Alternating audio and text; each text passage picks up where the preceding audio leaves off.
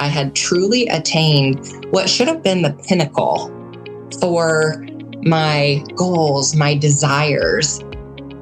But it felt terrible. Like it was it felt like a fraud. I felt completely deflated. And when people would ask me or congratulate me, I didn't even want to talk about it. Like that was the true moment where I knew something's wrong. Like what I've been working towards, I had finally attained it and it didn't feel good. And so that's where I really started shifting my focus and my journey to find my path to learning to love myself from the inside out, because I had perfected the outside, but I needed to love what was on the inside. That's the voice of Lindsey Parson. Lindsey is a nurse practitioner, trainer, and coach who specializes in educating people about boundaries and mindset. Ultimately, she spends her time empowering people to live their very best lives. And that's exactly what we're diving into here today on Living Big Mindfully. So, if you're ready, settle in, grab a pen and paper, and get ready to learn all about the hows, the whys, and the power behind setting those boundaries. We begin with the boundary basics. You know, those hows, the whys, and the how-tos. And we chat about some of the misinformation out there about boundary setting. We talk about some of the signs and symptoms to look out for that may suggest that we have a lack of boundaries and how that might be showing up for us in our lives. And then we touch on the importance of helping children set boundaries, which is such an important topic today. Lindsey walks listeners through her process. She gives us tips and strategies, small things that we can do every day to get super intentional about setting those boundaries. And then she wraps it up with some heartfelt sage advice. I'm happy to be able to share this conversation with you today. When it comes to boundaries, Lindsey has truly walked the walk. She shares candidly about how learning to set boundaries has absolutely changed her family, her life, and her relationship. And if you love this conversation with Lindsey and you want to hear more from her, she's going to be one of our amazing speakers at the Women's Wellness Expo in Houston, Texas, April 20th. She's going to be doing a small breakout session, so you'll be able to get up close and personal, ask her questions, get answers, and learn everything you need to know. So jump on, get your tickets now. There are some limited seats left, and that is womenswellnessexpo.com or katechampionauthor.com expo. So as always, I thank you. I support you. I'm here to help you. Check out the show notes. Lindsey has a gift for listeners, and enjoy the show.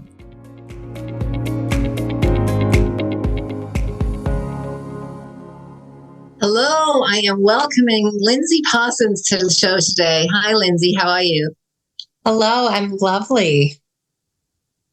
I'm so glad that you're on. You have such a great smile, and I'm really looking forward to connecting today. We're going to dive into everything boundaries. Yeah. So just a little bit of a backstory. Lindsey and I met in a conference in Cincinnati, and I listened to her talk, and she talked about boundaries and self-care and self-love, and so much of what she said resonated with me, and I just had to have it on the show. I think the topic of boundaries is so important. We might even have to come back for a part 2 here because there's, so much to cover. So welcome, Lindsey. Thank you for being here, and tell us a little bit about yourself and kind of how you got interested in boundaries. But yeah, a little bit about your backstory first would be awesome.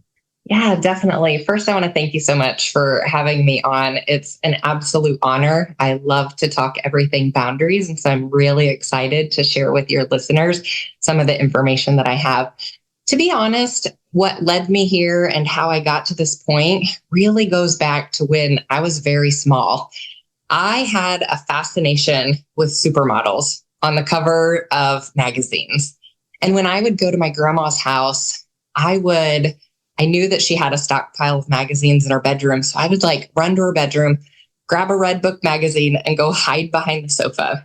And I wasn't supposed to have it because some of the information wasn't I wasn't mature enough for the information yet. And so I would hide back there and just look at the models, and specifically Cindy Crawford for me. I would study her body. And at 9 years old, I went on my first diet. And for the next 25 years, I was chasing a number on the scale and that perfect body. And the societal pressures of being a woman, being a young girl with all of that beauty and all of that perfection that's out there really led me to a place in high school where I ended up being treated for anorexia and malnutrition. So I struggled throughout high school and then even into college, cycling between binging, purging, compulsive exercise. And really, it wasn't until I met my husband that things got a little bit better, but I still cycled in secret. And the first time that I can remember that I kind of was able to let go of the fear of food or eating was when I got pregnant with my first child. So I had struggled getting pregnant and had to be on fertility treatment. So when I became pregnant, my sole focus was the health of my baby. And after he was born, the body image issues, though, came back. And so I quickly returned to an even lower weight than my pre-pregnancy weight because that weight gain had really taken a toll and an impact on how I felt about my body. So because I had to be on fertility treatments, we didn't do anything to prevent pregnancy. And it wasn't until nearly 3 years later that, again, having to be on fertility, we were able to get pregnant with our second child, who completed our family. And then I decided I would go back to school and get my master's degree and become a nurse practitioner when my daughter was 3 months old. And I knew that I wanted to have a bigger impact in healthcare. And during my studies, I started to learn a little bit more in my psychology classes about mindset and the background with eating disorders and where they come from. And what I've come to realize now is that keeping myself busy with 2 young kids and going back to school was a coping mechanism in itself. So all through school, I continued training. I never really stopped going to the gym and wanting to keep my body fit, so to speak. Once I was done with school and the busy had kind of settled, I found myself again feeling very dissatisfied with my body. I had breast augmentation surgery at that point because I was really deflated with how things had looked after having children. And that's when I decided that the next step to perfect my body would be to enter a bodybuilding competition. I needed to stay busy too, right? That coping, I had to stay busy. Yeah. So I started working with a coach and a trainer to start training for a bodybuilding competition. And I got on stage and I swept the show. Like, I won multiple trophies. Judges told me I had the perfect body. I had truly attained what should have been the pinnacle for my goals, my desires. But it felt terrible. Like, it was I felt like a fraud. I felt completely deflated. And when people would ask me or congratulate me, I didn't even want to talk about it. Like, that was the true moment where I knew something's wrong. Like, what I've been working towards, I had finally attained it and it didn't feel good.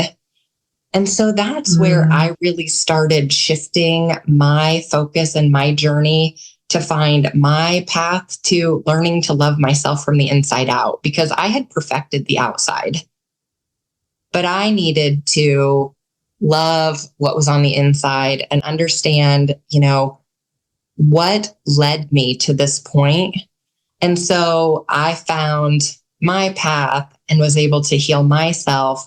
And so now what I do is I help other women stop tearing themselves down in the mirror so that they can finally love their bodies and live the life of their dreams through goal planning, mindset shifts, self-discovery, habit development, and most importantly for me, that boundary development. Boundaries. Yeah. Wow. I just want to take a breath there because I just, my heart just goes out to all those developmental stages, right? The little girl, the early teen, the mid-teen, the young adult. I mean, my heart just goes out to all of those little parts of you, because I just can't imagine how incredibly painful that must have been through those years. Incredibly painful, incredibly different kind of searching and chasing and just trying to get the next thing.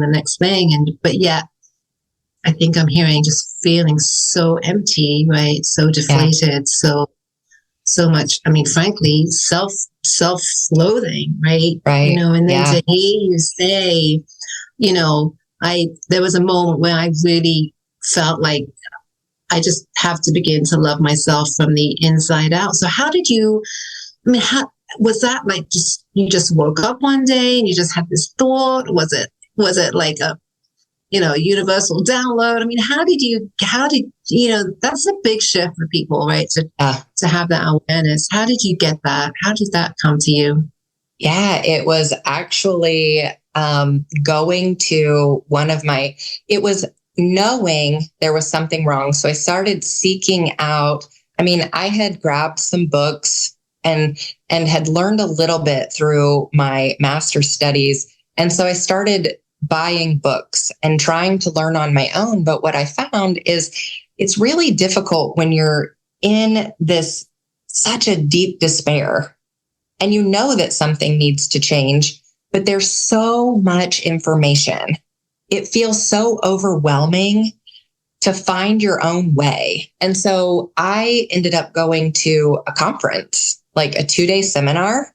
And that was where the true change for me, hearing other people's stories, being immersed in the environment, feeling the energy from other people. And I think that's why for me, it's so important to want to be able to speak at those types of events, because I know the weight that it holds and the impact that it has when you're truly in the environment. You can read books all day long. You can watch some trainings, but to talk to people and really have interaction with someone and see if you resonate with their style, and you can feel someone's energy. Yeah, that's beautiful, right? The power, right? That power of that kind of interpersonal connection, right? When you're actually in the room with others and you're kind of sharing your feeling and you're in that energy. And you're right, there is an energy and you can feel it, right? It does feel very different to a book or even a podcast or, a mastermind, like an online mastermind or whatever, right? Yeah. Okay. So that's so helpful, so wise. And thank you so much for sharing. I'd love to talk a little bit about, let's shift gears for a minute and get into some of the boundary discussion, because there's just so much. So help listeners understand, what are boundaries and why are they important, and how might we have to change our thinking in order to incorporate these boundaries and thinking about boundaries. So that's a lot of questions there, but let's take a dive. Absolutely. So boundaries in their simplest term, in the simplest form, are the limits that we set for ourselves in a relationship, in interactions, in any facet of our life. They define how we want to be treated. What are we comfortable with? And how do we ultimately respond when those limits are tested? So that's like in the simplest form. What is a boundary? Sometimes people look at it like this blockade, a barrier, a gate, something that we place around ourselves to kind of like keep people out. And that's a boundary style that is rigid. So that's not really what we're talking about. It's more defining how we want to be treated. So that's simple, but it gets so overwhelming when you hear the word.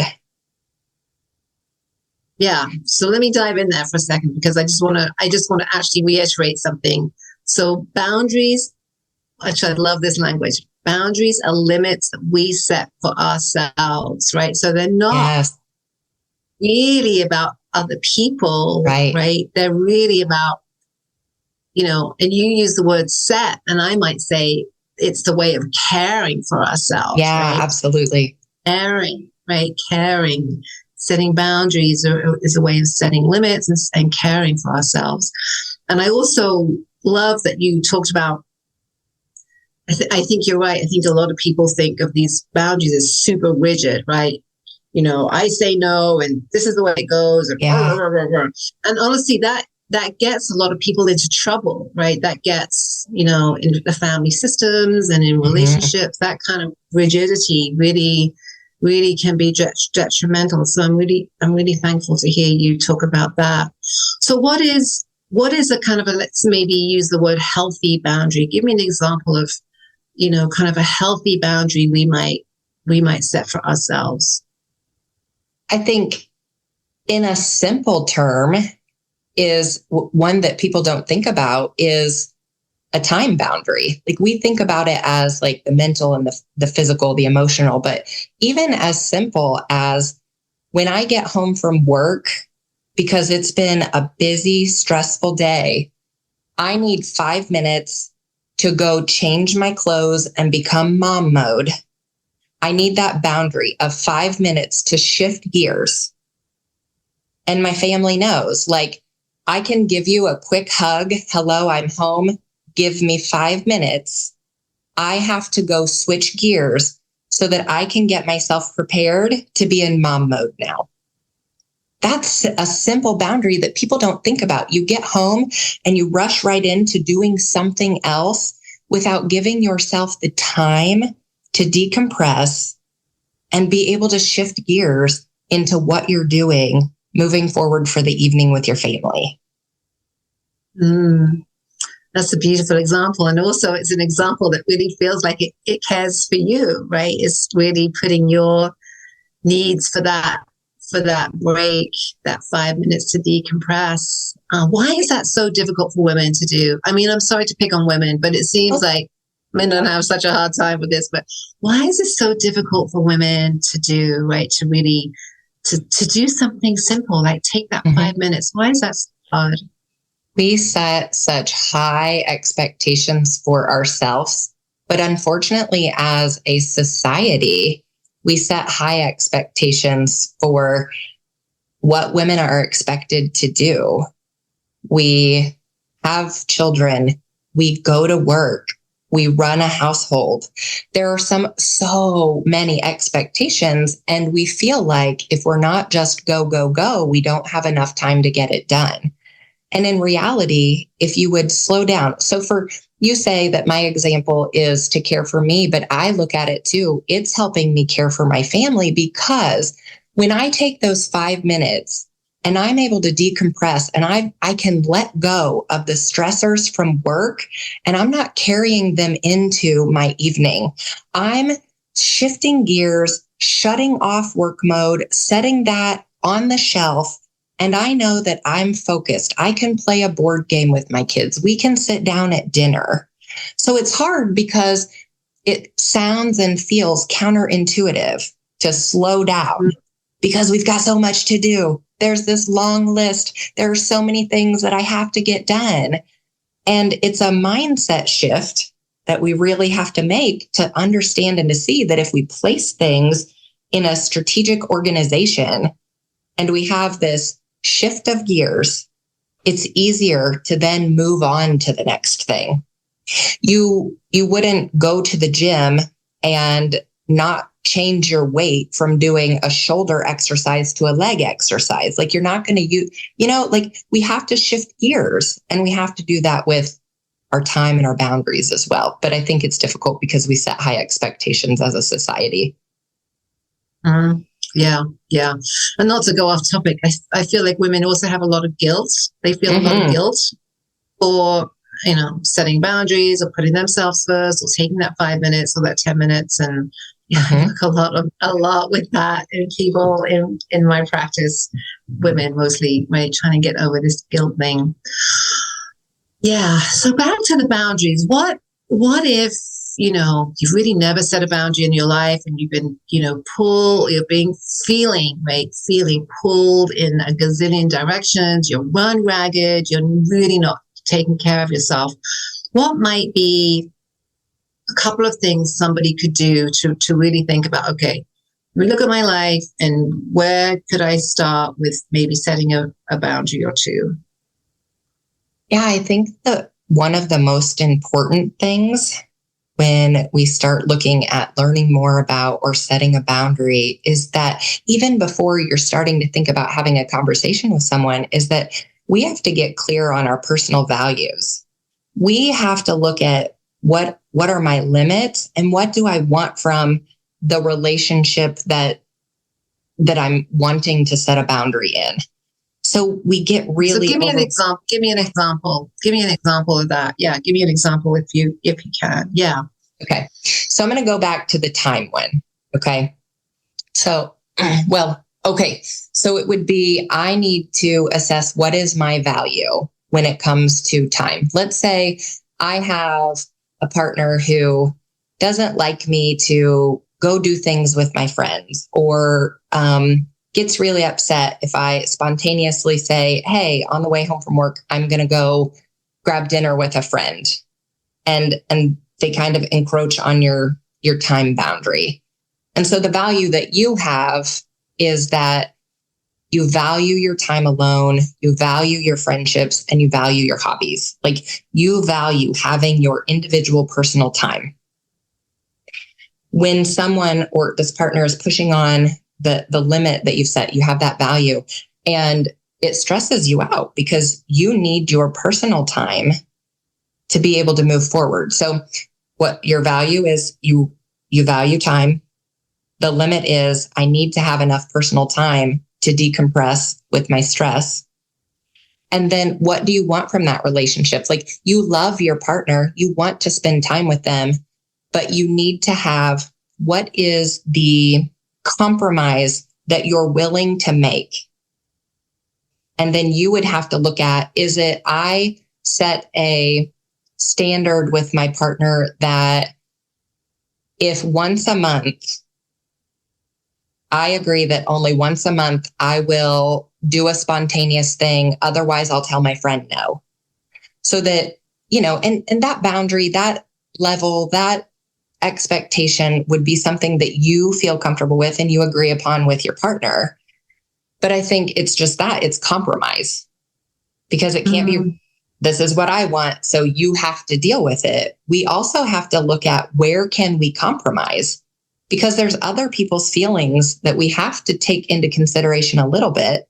And we do, but sometimes we don't take our own feelings into consideration either. Okay. So I want to jump in there for a second because, I'm like everybody else, I'm on Instagram a lot, and I feel like this boundary thing comes up, and sometimes I read or see or listen, and it sounds like I need to set this boundary and screw everybody else, right? Screw everybody else. I need to set this boundary for me, screw everybody else. If you don't like it, hit the highway. And honestly, that kind of makes, I have issues with that, because I know, relationships are challenging. Our intimate relationships are the most complex, right? And, they need the most love and care and attention. So, but this is not what you're talking about. You're not talking about it's my way or the highway, right? That is, what is that a really rigid boundary, or what is that? What is that, first of all? That is, you haven't defined what that relationship means to you. Okay. Because if you're just saying get with it or get out, then to me that sounds like you don't care if that relationship continues or not. Okay. So that's a big part of, before you have a conversation, you have to assess in your own mind, in your own heart, what does that relationship mean to you? If it's okay, if you don't care, if you don't mind, if it won't bother you, if it doesn't hurt, if that one is no longer a part of your life, then that says something as well. What is the strength and the validity of that relationship to start with? That's a great point. Right? If you can let it go, right? If you can let it go that easily, that you really don't give it a second thought, then, either, there's no emotion there, or, there's something maybe broken in the first place. Right, okay. Exactly. Okay. Yep. Okay. All right. So thank you for clarifying that. That's helpful. And hopefully that's helpful for listeners. So back to the, setting a boundary first time, easing into this, you're looking at your values, you're trying to figure out what's important to you. And now you're thinking about kind of compromise, right? And then what next? What next? Yep. That's where you have to craft your messaging and be able to clearly communicate. This is another problem that we have. We say, I don't want to do this, but we don't communicate clearly to the other party. I'll tell you, I had this difficulty in the past. I would think to myself, I've been with my husband for 15 years. He should just know. He should just know what I need, right? Like, we do that. We think that because we've had these long-standing established relationships with people that they should just know. And then we don't take accountability for not clearly communicating our needs. So we can get really mad and really upset that somebody is not sticking to our boundary, but we didn't ever let them know what it is. We didn't clearly communicate to them. And it can be difficult. It can be really difficult because either we assume they should know, or it's something that is difficult to say out loud, something that maybe is emotional, something that strikes a little trigger inside. And that's another piece completely, that if you don't do that self-discovery and find out why you can't communicate that boundary clearly, that's another big piece of it that I think a lot of people don't think about, right? We live our day on autopilot. We do these same habits day to day, and sometimes we don't understand why we can't make a permanent change. Like, you'll get motivated. Let's just say right now, you get motivated to lose weight and you lose a few pounds, and in 3 months, you've fallen off the wagon. So many people don't understand that we're largely shaped by our past experiences, not by the conscious choices that we're making today. And if we're not aware of those patterns that restrict us from meeting our goals and living the life that we desire, we kind of get blinded to the parts of us we either don't want to think about it, we're unwilling to, we're not ready to face it. So until you understand and you can observe, learn about that part, it's really hard to create new patterns to be able to set boundaries. So it's a lot to unload, right? Boundaries, it is a lot. That's why boundaries are so difficult and overwhelming to look at. It is a lot.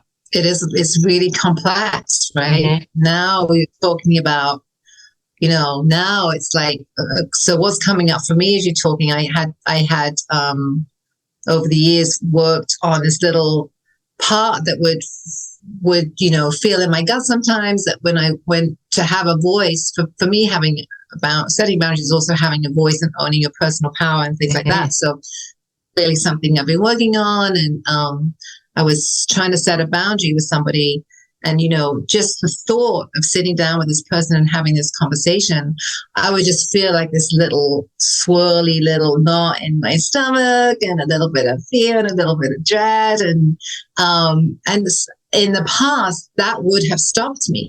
That I would have said, too uncomfortable, I'm not going to do this, something bad is going to happen. But through therapy and discovery, all the rest of it, got to really understand what that was about. And that's my crap, not theirs. Yes. My stuff. So working through it and healing that. And now I can have that. I can have that conversation, and my body can feel pretty clear. Right. Yeah. So it is so complex, because now we have to be able to work on our own wounds, right? And our own traumas and our own beliefs, right? That maybe having a voice or setting a boundary or asking what I really need is somehow scary, or and that's, So wow. Yeah. So what's coming up for you? I'm curious. What are you thinking, feeling? What's coming up for you as we kind of chat through this for a moment? I think it really brings me back to, for me, I was doing all of these singular pieces, and until I realized that it all comes together, like the key to sustained change and health and wellness and all this whole holistic picture is truly knowing yourself, learning those patterns, and giving yourself grace for where you've come from, not judging any piece of it, and just letting it be neutral and observe it. And I think that's so hard because, again, guilt, shame, all of these things come up when we start to observe some of those patterns, and then we shut down because we don't want to feel it. We don't want to hear it. We don't want to deal with it. And so we continue to stay so stuck in that cycle. So I think that's coming up for me because it's just that stuck pattern. Yeah. It sounds like you really resonate with that sense of kind of feeling stuck, right? Feeling stuck, and that's painful, right? That's painful. Yeah, it really is. It really is. Yeah. Yeah, for sure. All right. So we've talked about a little bit about boundaries as an act of kind of self-love and self-care. When did you kind of really realize that and start to take care of yourself by setting and working through some of this boundary stuff? Tell me a little bit about that. Yeah. So about 3 years ago, I picked up and moved my family halfway across the country. All right.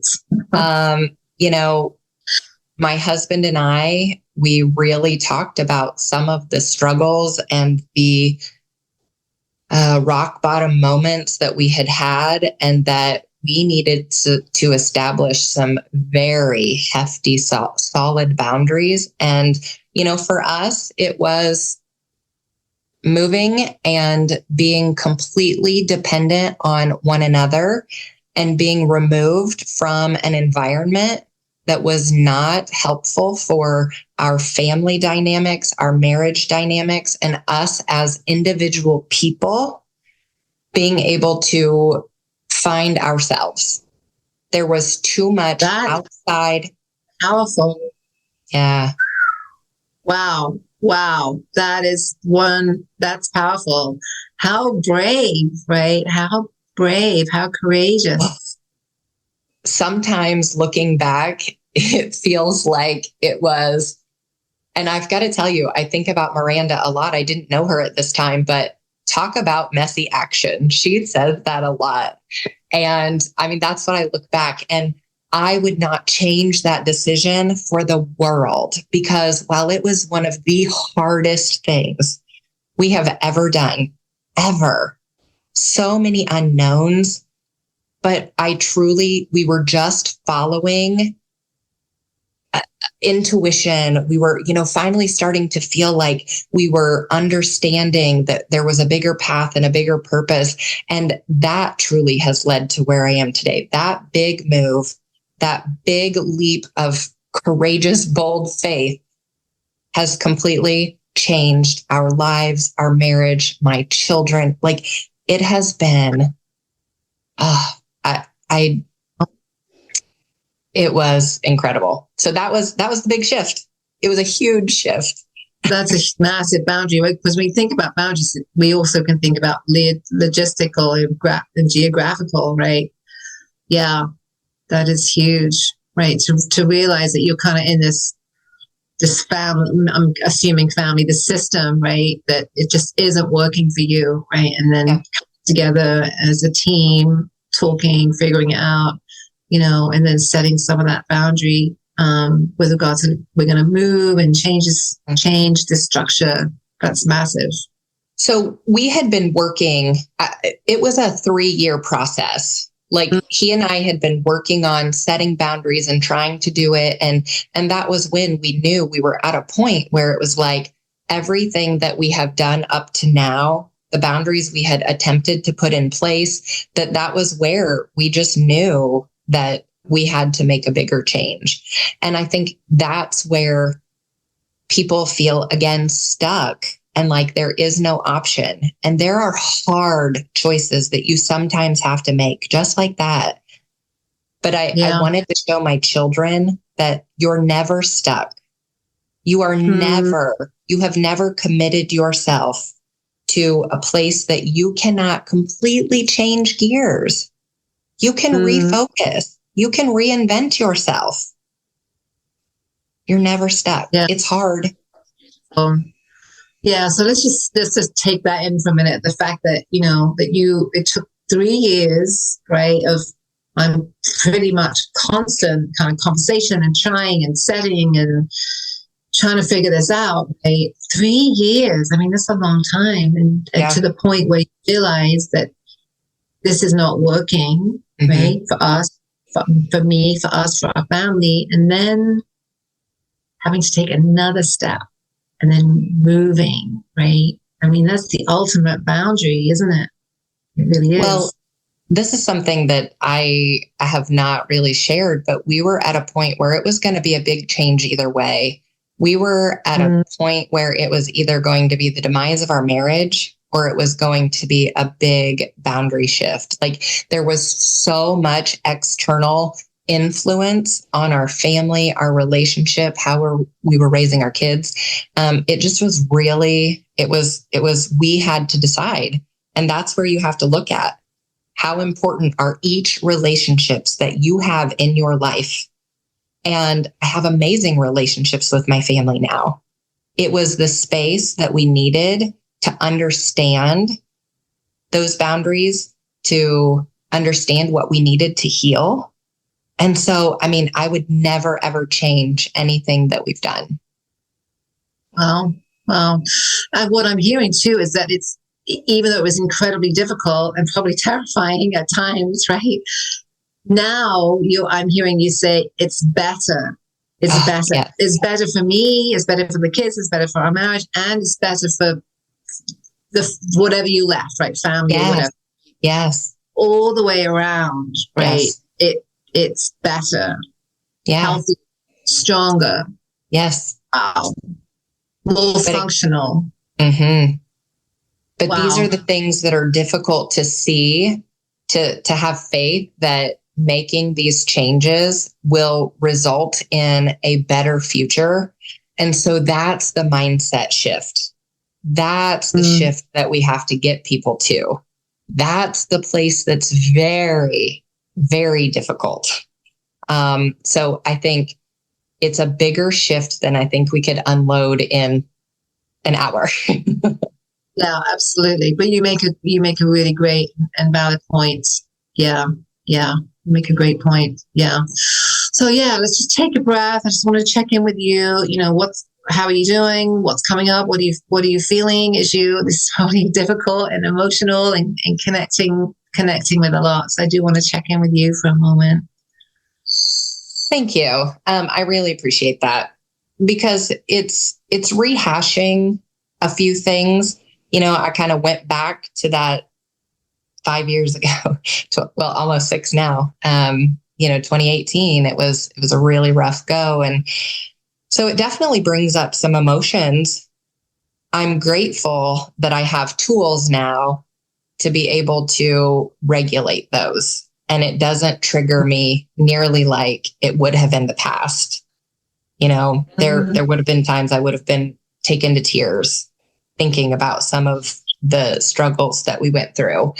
And I really feel at peace with the steps that we've taken our ability to work together in my marriage as a team and truly see what was important to us. I really feel just grateful for the path, as difficult as it was, but just being able to have that story and message to share with other women and children. My children have been such a driving force of the steps that I've gone through. And I think for me, that's why I really like to target women and moms specifically, because we are the chain breakers. We're the ones that set the stage for the relationships that our children will have in the future. Yeah. That's beautiful. So just a lot of heartfelt kind of love and gratitude for you and your story, sharing it. So it was just so beautiful. Thank you. All right. So let's talk a little bit about some suggestions. Let's get really granular and give people, listeners, some tips and strategies. Again, if they're starting out, maybe they're feeling some of this guilt or fear around setting some of these boundaries. Let's talk about taking some baby steps and help listeners get on the right path here. What might you suggest? The very first thing is awareness of your situation. Just being able to look at where you are currently without any judgment, without even thinking about making changes right now. Because when you start looking at that big picture, that's when it gets hard. So it really is just taking inventory right now, looking at your relationships and not judging any piece of it, not like trying to remove the guilt, trying to remove any shame.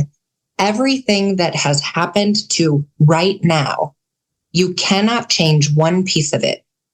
So take inventory of it, have awareness around your current situation, and then look at a singular relationship, one that is important to you that you would like to start working on first. That's it. You've got to inventory, awareness without judgment. And then pick one place. Kind of pick one. Yeah. So how do you know you need to set a boundary? Like how do you know when the boundaries are a mess and you need something needs to change, right? So you have to take some action. How do you know? If you're constantly overwhelmed, if you you lay down at night and you think to yourself, your plate is always full. You have no reprieve. You constantly feel discontent. There's something that needs to change. And generally it is something being taken off of you. And the only way that can happen is for you to know what it is and to put a boundary. I think too, sometimes we say boundaries and it has this negative connotation, right? Like people, it does start to, so just looking at your life and saying, do I say I'm overwhelmed all the time? Do I say I have no time? Do I say, do I make comments like this about, I don't have time to work out. I can't find time to eat right. Like that's a big one. If you are constantly saying, I don't have time, you have a boundary problem. Yeah.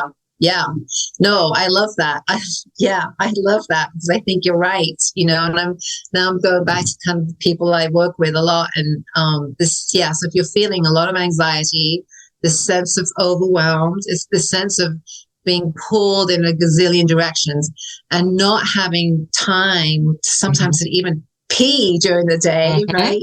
I mean, there is clearly something wrong with that picture. And that's really where this awareness comes. That's that taking inventory, right? Looking back at the day, it's like, looking back at the week, taking inventory, and then the awareness of how you're how you're feeling, right? Yes. Yeah. So it reminds me, I have a client recently, and she's talking about boundaries or lack of boundaries, right? So work, doesn't shut the laptop off at 5, 6, 7, 8, right? Constantly on the phone, constantly available. And she is, I know that you're a healthcare provider, right? She's beginning to develop some physical health concerns, right? It's really beginning to affect her health and mental health, physical health.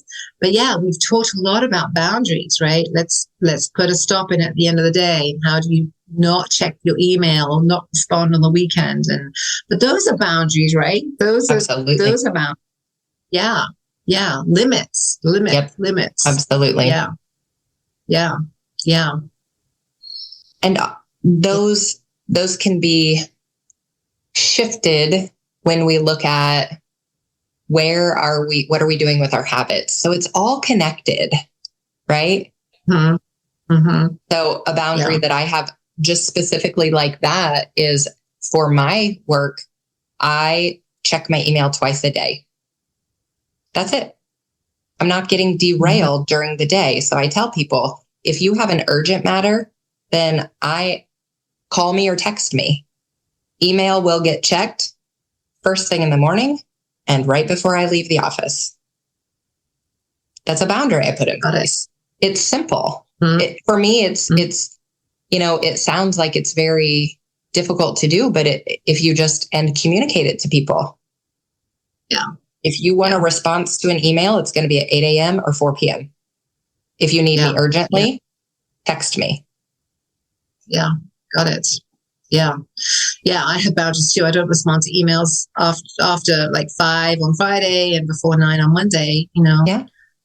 So I think we can all do a little bit more of that, right? I don't jump on email at night or when I'm with family or Yeah. So that's the other piece, right? So we got the intention, right? Taking inventory. We got the awareness, and then you've got the choosing one, right? And finding that language. So those are all great steps for people if they're trying to start out with this. So what happens if you try and set a boundary and it goes wrong, right? What happens if it goes wrong? And do they go wrong? I don't know. What would a boundary gone wrong? What would that look like? I think that the big thing that we need to remember when thinking about boundaries going wrong is it the way we communicated it? Is it that we're not compromising? And also we have to be very sensitive that it's not going to come easy. It's going to open up continuous dialogue around this. If people aren't used to you having boundaries, then we can't just say one time. You can't just eat a salad one time and you lose weight. You also can't just tell someone one time about your boundary and expect them to stick to it. So we have to be aware that it is a continuous conversation with love and openness. And again, compromise. If the relationship is important to you, then you will take the time to have the conversation and figure out where the compromise is with that boundary. Got it. I love that. So I actually think that's a huge point, that this is a process. This isn't a one and done. Yeah. This is a process. And going back to your example, it took you 3 years of process, right? Working with your situation, right? Trying, compromising, steps forward, steps back, blah, blah, blah, blah, right? 3 years. So I really want listeners to hear that this isn't one and done. This is a process. It takes time, effort, energy, and intentionality, right? Absolutely. And that's what podcast is all about, is really living intentionally. So this takes a lot of intention. Absolutely. Yeah. Right. All right, so let's just take another breath. As we wrap up, is there anything else you feel like is really important that you want to add or share that you think will be important for listeners today? I think one quick thing, because I was thinking about this when, we said we were going to talk about boundaries, and it is how we communicate. If you have kids, especially young ones, and how to start helping them set boundaries. And I want to give you an example because this happened recently with my daughter, and it really like hits home with me. She wears uniforms to school, and some days they get to have a dress down day. And she loves softball, and she would wear her softball uniform to school. And she came home one day after wearing it, and she said, "Mom, I need to go shopping for jeans." And I said, "Okay." She said, "I don't want to wear my softball uniform anymore because the kids at school were talking about my butt." And I said, "Oh, okay." She said, "I don't like it. I don't like that they do that." I said, "Okay, well, we need to talk through, what do you feel comfortable saying to them to make sure that they understand that that isn't appropriate?"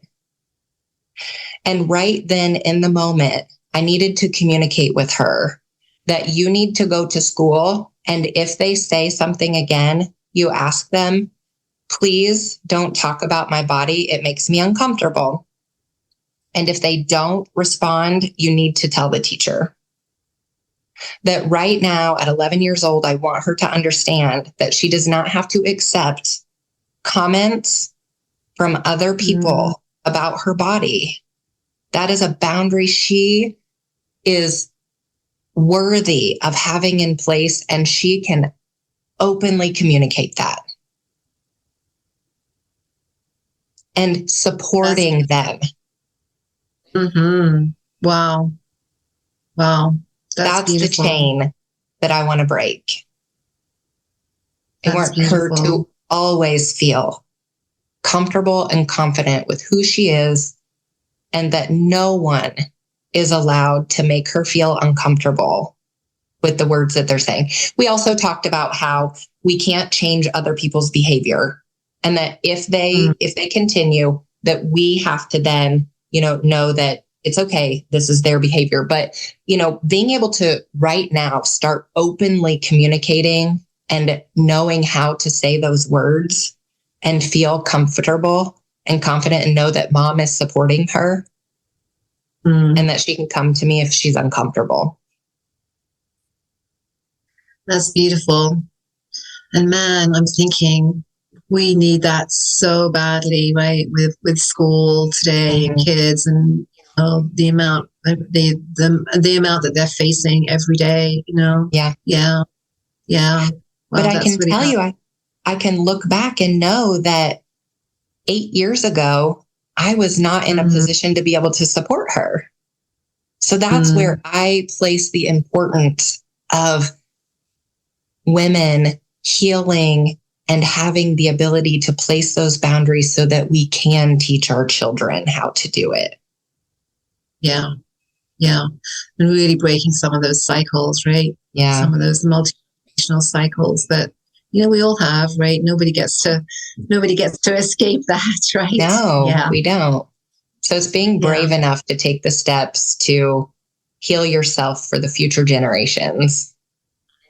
Which is beautiful. And that is the work, that really is the work.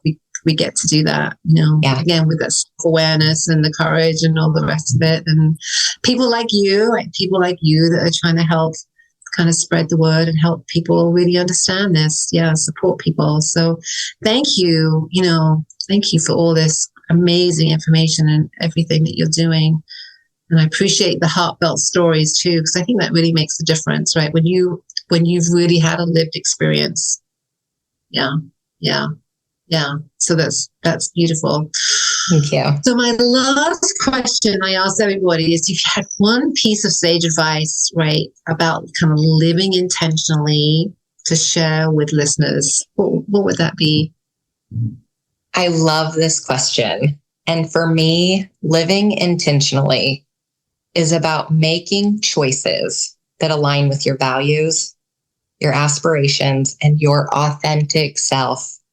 It's a commitment. It is a true commitment to steering your life in the direction that resonates with your core being, instead of letting life be led based on external validations or the expectations of others.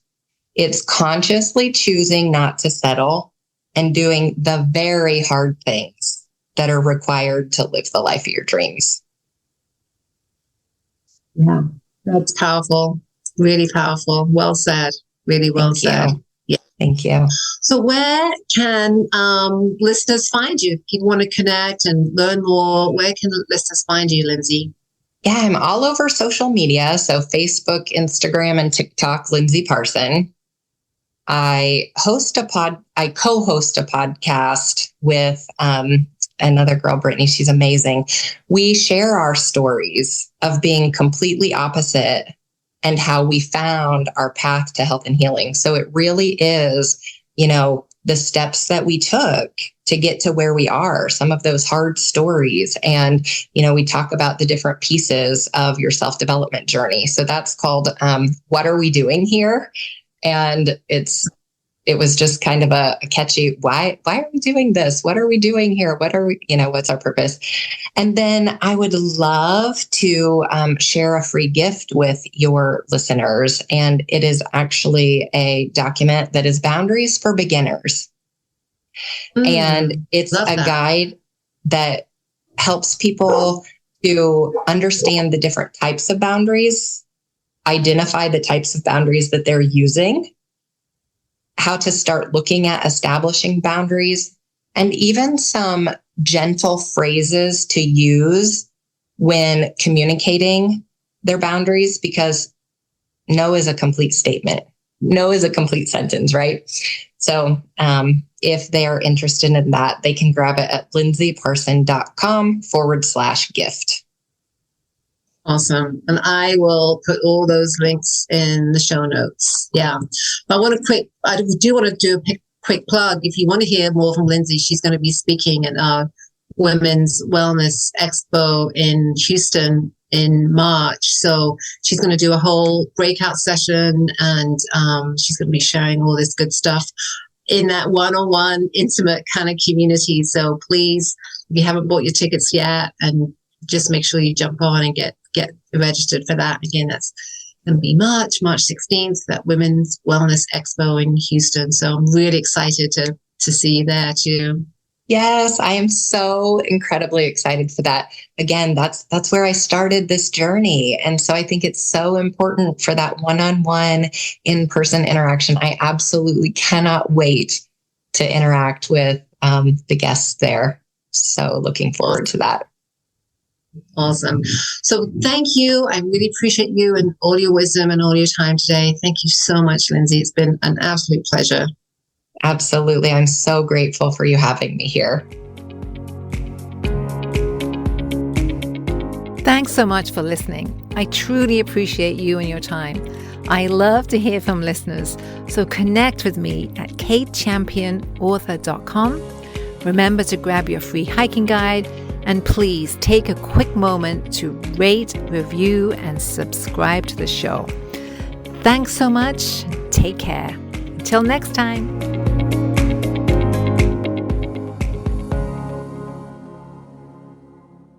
Hey, me again. Just a reminder, this podcast should not be considered professional advice. It's also not a substitute for mental, physical, or any other healthcare-related treatment. For any questions about your condition and/or concerns, please contact a fully licensed healthcare professional. Thank you.